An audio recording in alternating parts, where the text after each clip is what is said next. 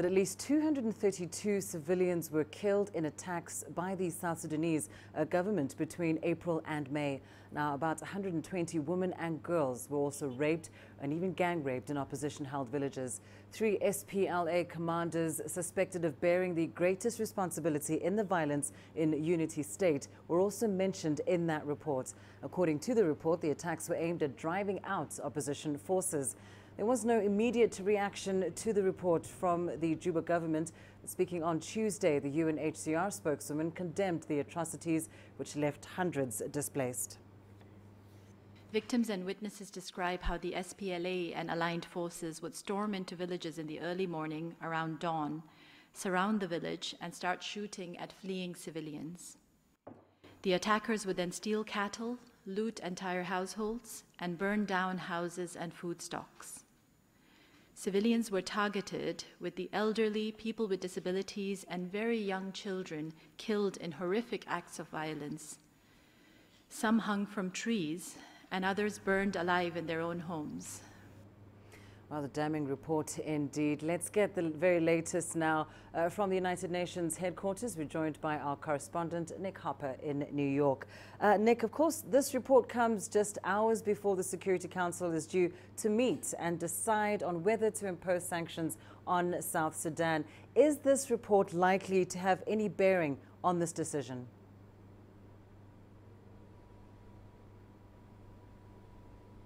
Well, considering the chilling details which are in this report, it is likely to be front and centre of the Security Council's minds when they meet on South Sudan. Now, they're scheduled to meet on Thursday. The idea of this is to renew the current sanctions regime that is in place against South Sudan, and to also re-adopt the mission mandate for the Sanctions Committee's panel of experts. But they have been weighing up the possibility of imposing additional sanctions as well. They originally imposed a deadline of June the 30th. They said that if the conflict didn't end by then, they would add more sanctions.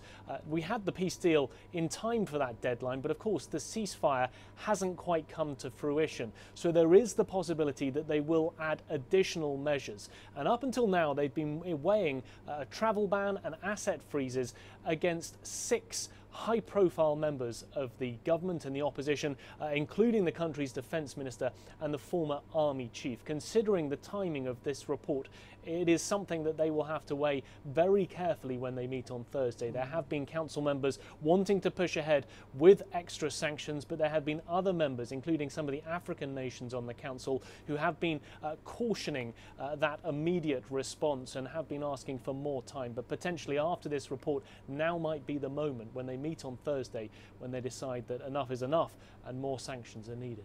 Indeed, and of course we know that the United Nations has invested considerable resources in trying to secure peace in South Sudan. Have we had any reaction to this report just in the corridors of the UN headquarters so far?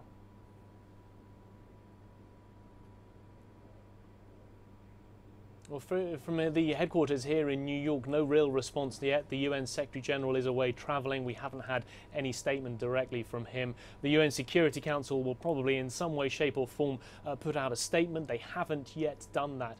But in terms of the UN base in Geneva, where the Human Rights Office is based, some of the language coming out of there, the statements and this accompanying report have been particularly damning. The High Commissioner for Human Rights, Zeid Ra'ad Al Hussein, saying that the perpetrators must be held accountable, that these were horrific crimes, they were revolting acts, and also saying that it does seem that they were deliberate, ruthless and brutally violent attacks, particularly against women and children, and therefore may amount to war crimes. So some very strong language being used by the Human Rights Office, but the Security Council not yet reacting to the news. And Nick, the report goes as far as to identify specific individuals who may face war crimes charges. Are we likely to see the UNHCR push for such prosecutions in this already volatile country?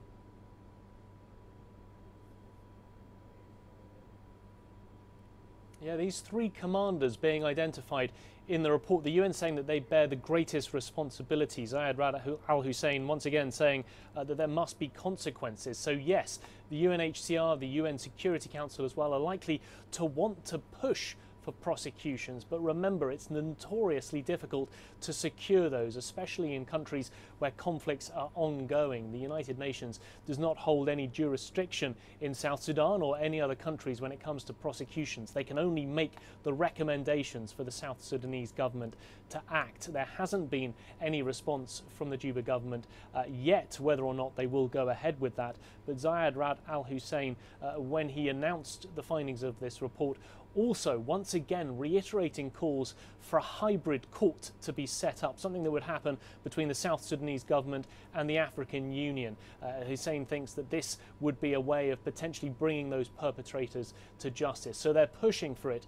But of course, the outcome of actually getting people who can be held accountable is always very, very slim in these sort of circumstances. We've seen that before, certainly. Nick Harper, thank you so much joining us there live from New York.